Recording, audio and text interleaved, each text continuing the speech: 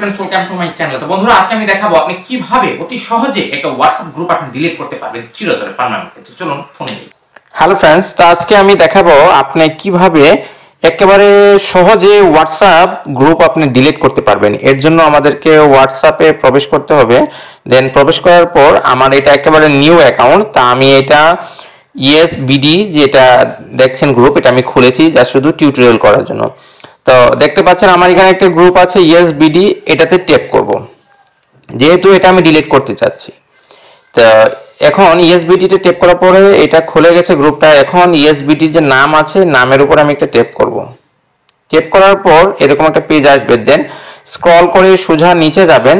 তো group delete করার জন্য প্রথমে যে কাজটা করতে হবে, এই গ্রুপটাকে এক্সিট করতে হবে। মানে এক্সিট গ্রুপে ক্লিক করার পর তারপরে আপনি গ্রুপটা এক্সিট করতে চাচ্ছেন, এর জন্য আবার এক্সিটে ক্লিক করতে হবে।